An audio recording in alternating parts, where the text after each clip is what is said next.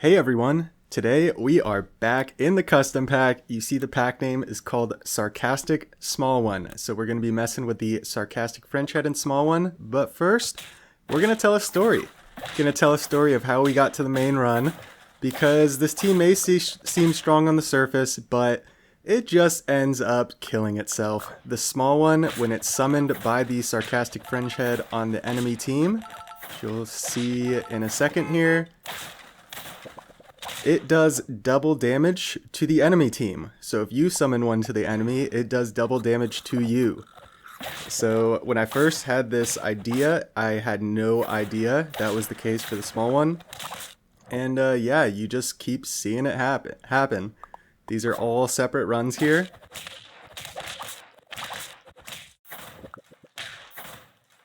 There were basically two methods that I was going for here. One of them is big unit goes smash with the Chupa.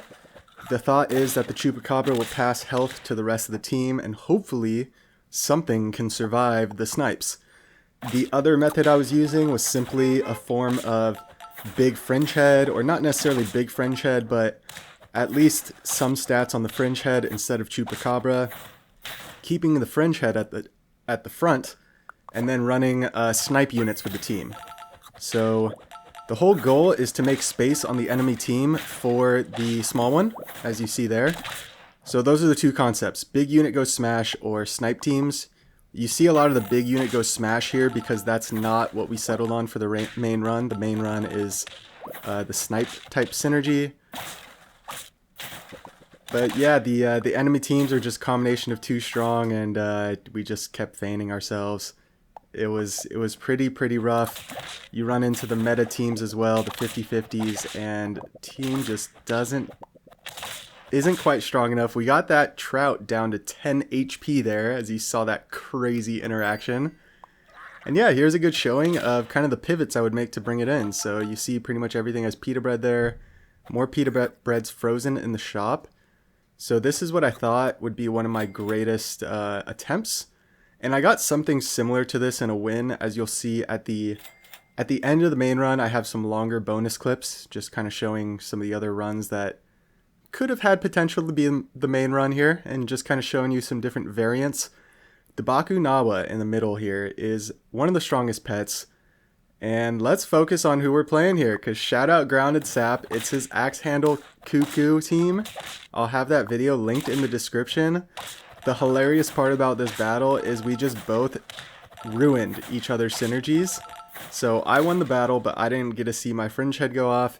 He lost the battle and got his Axehandle, but luckily he was able to get a team over the line. That video was awesome. I was actually running the same exact team as his, just a different variant. He was going Axehandle with Cuckoo and a snipe team, going minimal scaling. I was going big unit go smash. So it's kind of a parallel to the run I'm trying to do here. You know, you have the two options. So I actually consulted with Grounded a little bit after I matched up against him, and we were talking a little. I was telling him about what I was doing here, and he was like, yeah, just go, like, you don't really need the Chupa, just go big Fringehead and put some other stuff in there. And I was like, yeah, I don't know why I got so narrow focused on the Chupa. So that's where we're at now. We have this is the main run. We have the Fringehead, and the Fringehead has such good base stats that I found it was really easy to keep good tempo runs going. And that was my main focus for this variant. This not going Chupa, just going big Fringehead with like snipes. So the thought is the snipes should make room on the enemy team. If it doesn't, hopefully the little stats we get on the Fringehead can finish the deal. And it's nice having the Fringehead at the front of the team once we get it all set up, because then we're pretty sure it's gonna go off as long as we don't get countered, get sniped. More so the ailment snipes.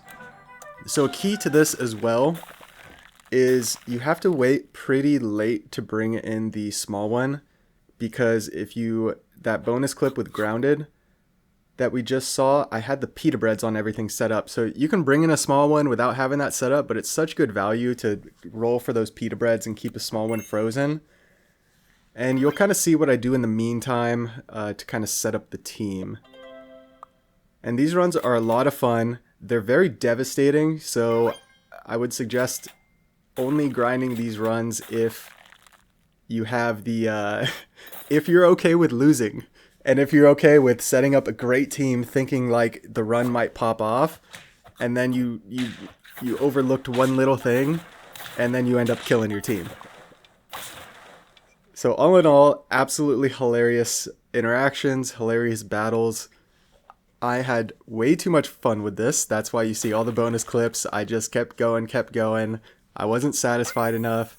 This final run here is a glorious like final pivot and get the team set up. We get the interaction we want. The run itself, I had many more runs that I had the actual setup for more rounds. Like I had the setup for 4, 5, 6 rounds sometimes, and it was glorious, but you're at the mercy of RNG when you get to that point. So you're bound to get a matchup that's going to screw you over. So the Dolphin I thought was a great option for one of the sniping units because it snipes the lowest health unit, or the lowest health enemy unit. So that's great. That's hopefully we can KO a unit just with the Dolphin, and then that makes room on the enemy team. So that's the thought there. I was thinking either Dolphin, Crocodile. Lynx was kind of a toss-up because I just didn't know how many levels I was going to have on everything. And Blowfish. Blowfish was one of my keys. I had a lot of hurt pets, so Blowfish, Triceratops, obviously like Camel, but I wasn't pushing Camel hard. I'm pretty sure Camel's in this pack. There should be like Leech Camel to kind of help with tempo if I wanted to go into a different big unit. But Blowfish I found was one of the best because it will take all of those small one snipes. The small one, it doesn't do increased snipe damage. It does increased number of snipes. So it does a 2 damage snipe to everyone. But then as you level it up, it does 2 damage snipes like 2, 3 times. So that's just more triggers for the Blowfish. So I figured the Blowfish is the key if I'm going to have a hurt pet on the team. And then you see I'm bringing in the Crocodile. So I'm pretty much getting the team set. It's very minimal scaling right now. All we have is the flashlight set up and like a little bit of food thrown. So all these units are sitting here. I wasn't sure if I wanted to push pets to level 3, but I figured if I'm not going scaling, like aggressive scaling, I'm gonna need the levels. So I just have to hope that this run can survive while I'm pushing these things to level 3. Hopefully I can get Croc level 2 as quick as possible. And that can just help carry us. And the key is hitting decent tier 6s somewhat early so we can get everything set up before or near turn 11. So then when turn 11 hits, we can hopefully get some pitas or some equipment, put in the small one, and walk into the sunset. So there's double level ups in the pet shop with chocolates. It's like the ideal situation here. So we have multiple level ups we can get before turn 11. This skewer is terrifying. And yeah, this felt good. Still having 4 hearts at this point in the game, as you saw in some of those bonus clips and you'll see at the end, it's just devastating. It's absolutely devastating. The Kets is here. Kets is something I was really hoping on for my turn 9 or 10 level ups. I really wanted to get level 3 Sarcastic Fringehead. A lot of cases I wasn't getting it because I was trying to push the other levels, but if I had the opportunity to get a level 3 Fringehead, I really wanted it. It just kind of accentuates what I'm doing here, and it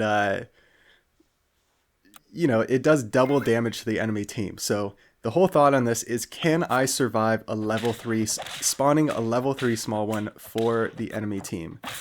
And there's the Blowfish right there. You see it in all of its glory. You need stuff like this to help you along the way.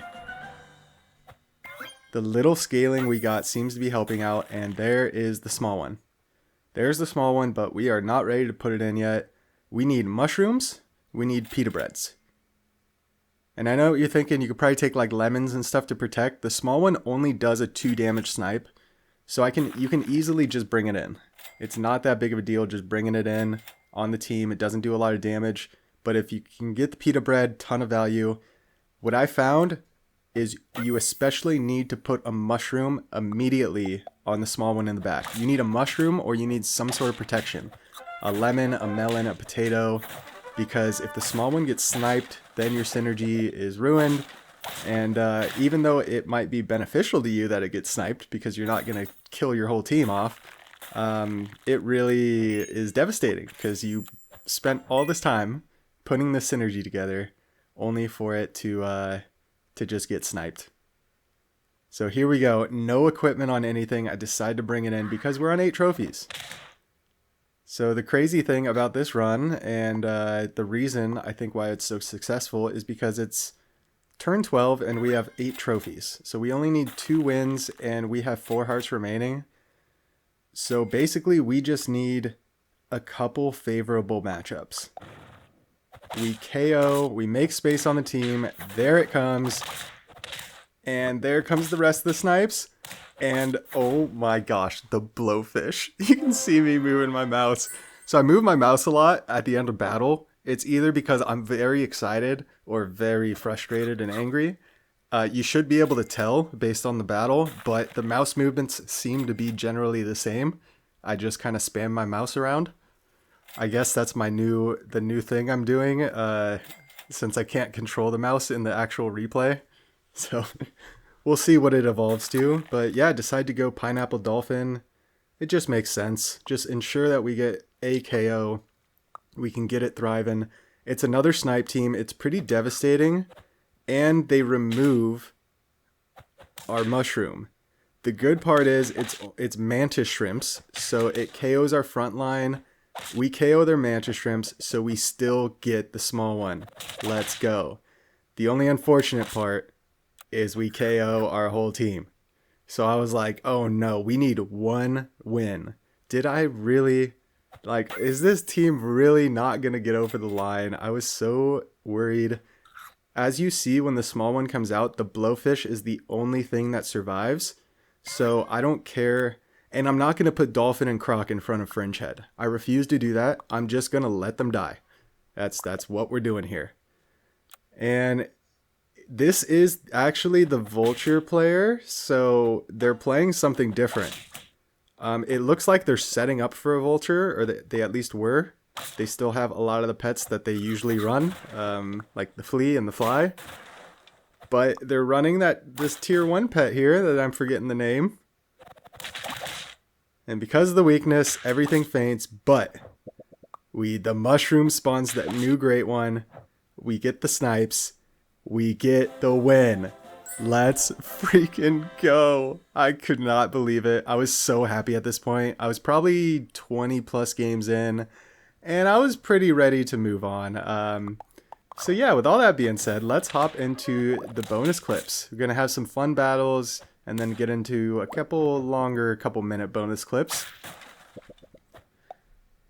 And what do we got here? It's the snipe team. I was trying to go Albatross, and I was hoping that I could somehow get Albatross to survive. But it just wasn't happening. And one thing I think I wanted to test was whether Albatross, it buffs snipe damage for adjacent pets. So kind of like the Badger, right? The Badger snipes adjacent pets. The Badger will snipe the enemy. Will the Albatross buff the enemy pet if it's in front? So for example, the Albatross is right behind the Fringehead. Fringehead faints. The small one comes out for the enemy team. Will the Albatross buff that damage? I didn't pay close enough attention there, but I will try to go back and look. And yeah, part of the problem is just running into other big unit go smash. Buy sell team, double, what is that, double ox? Or that's buffalo, not ox. It's a man on a buffalo. And Hedgehog, I was running a good amount in these runs. I would go Fringehead Hedgehog, but what I found is you quickly get into the infinite draw realm, And that is a realm I did not want to be in. So yeah, instead I just went for other tempo stuff like you saw in the first clips and the main run. Just going for the snipe tempo. There's no reason to get the Hedgehog early and force all the draws and everything. And the octopus is scary, but we're breaking their equipment. We're chipping them down. But unfortunately, we get sniped. So it's just so easy to counter and to mess up this synergy. And here's an awesome one where I actually had double 2 real Velo, and I kept bringing in separate small ones and stacking them. So you see there, I brought it in. I'm not sure if I want to stack it yet, which is funny. Could I have bought that pita bread before bringing in that small one? I think I could have. I should have. Maybe the real Velo had a pita bread already. It has high health. These clips are starting fast, so I'm not catching all of it. But yeah, you see how slow I'm rolling and everything here, because these runs get to the point, you know, you invest so much and you're like, oh, this could be it. I need to make sure I do everything possible to get this the best chance for success. And it feels good. It feels really, really good. I loved doing the real Velo combo like this. I mean, look at this mantis shrimp now. It's going to be at 50 health, right? Yeah. And we're keeping our melon on the badger. And level 2 badger was one of the big unit go smash after I got off the Chupacabra. I was running the snipe teams, or I would go big badger and I would do this. I would put Fringehead right behind badger. So we're basically guaranteed to knock out at least a unit on the front team with this level 2 badger, and then knock out our Fringehead immediately and get the interaction. So something else I was doing was a mushroom Fringehead. I think that was probably in a couple of the clips. We'll see. We should have some coming up here to where we see that interaction. And yeah, you see it does a good amount of damage. It's just if they have garlic, right there they had big unit with garlic. There's just no way we're getting through big unit with garlic if we don't smash through that unit with our big unit. You know, the snipe teams, like the low tier snipes, if you have Albatross and that stuff, or you're running like the full Hedgehog puffer, Hedgehog camel puffer, all that stuff, you can cumulatively do enough damage with everything. But when you're just getting this small one damage, it's just not enough. It's just not enough. And here's the Fringehead mushroom. So you see we got the Fringehead back. Would have gotten another one, but our small one's gone. We got the dub though. Got the dub. So that was definitely a good one. Wasn't too happy with the kind of final interactions. And yeah, here's more example of big unit go smash, of big Chupacabra. The Amargasaurus was another perfect support unit for this combo. So Amargasaurus, Crane, Real Velociraptor, bringing in the Manatee. So shout out Manatee, Manatee Crane. I'm bringing in this Manatee because I'm like, this thing will scale faster than anything else. So yeah, I'm bringing it in to try to get another big unit go smash kind of going.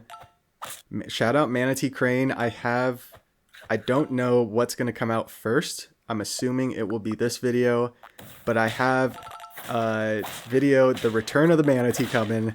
If you noticed the packs when I first like intro the video, I'm starting to show my other custom packs and kind of like giving people a teaser of the packs next to it. And the return of the T is one of the packs, I believe, next to this Sarcastic Small One here. So I have some plans with the return of the T, with using some of those new pets. If you think about Amargasaurus and Real Velociraptor, with what we can already do with the Manatee, it gets pretty out of control. And it gets pretty easy to set up. I'm just going to let you know, I'm not going for 5-of-a-kind Manatee again. I'm done with that. That was a different time. I'm just trying to have fun with it. So I'm going like double, triple Manatee shenanigans. And yeah, it's so much fun. I really hope it catches on to more people. But at the same time, I'm scared because it's so strong. So let's focus in on this run again. What do we got going here? We got the commentary going for a long time this video because I put a lot of effort into this one. So I figure, you know what? I can do 5-10 minutes more commentary. Let's get into it. So just looking for equipment. Yeah, lemon on the crane works. Just trying to make sure we don't get sniped. It's really important that we make sure our big unit goes smash. And unfortunately, our big unit is not that big. But we get good interactions here. Really good interactions. But one of the problems is sometimes big unit goes smash too hard. And you don't really get to see what you got going. And I have the Sarcastic Fringehead in 4th position. So this was one of my earlier runs. You could see I just don't have it all figured out. And this was before I talked to Grounded as well. And it looks like I'm just settling for a melon on the manatee because I realize I need to keep this crane behind the chupacabra and just pray that my chupacabra can survive the first hit, get the pita bread, get the melon from the crane, and hopefully we can pop off from there. But we get smashed in one hit. Our whole team's gone. Later. Sage grouse, what up? So here's another one. This is going to be the final bonus clip. Going to show a little bit longer one because this to me had potential to be the main run or a form of it. But then I kind of realized also, like, yeah, sometimes you get the synergy going and it's like, I don't know if it's necessarily too strong, but like the combination of units you have, you might not fully see the synergy the way you want to see it. So shout out the Bakunawa. You're going to see the ailments go out here, the sleepies. This sleepy ailment, I believe, is way too overpowered. Anytime I seem to match up against a Bakunawa, my team loses. Anytime I pivot Bakunawas onto my team, I seem to win. So it's just a very consistent theme I've seen. I've been running a lot of these big unit go smash teams, so it's kind of the perfect like mesh with that team because not only are you getting rid of the enemy equipment, you're giving them an ailment that they do reduced damage, so then your big unit can go smash more. And especially if you have support like a crane or a Margosaurus on your team, then the combination of the big unit with the Bakunawa is so broken. It's just unfortunately, I think they're going to have to do something about it. I think doing 3/4 damage, if they can do something like that, I think changing it to something like that, like just try to adjust the percentages. And I think maybe doing something drastic like they do 25% less damage, if that makes sense, or 33% less. Just pick some nice kind of fraction there.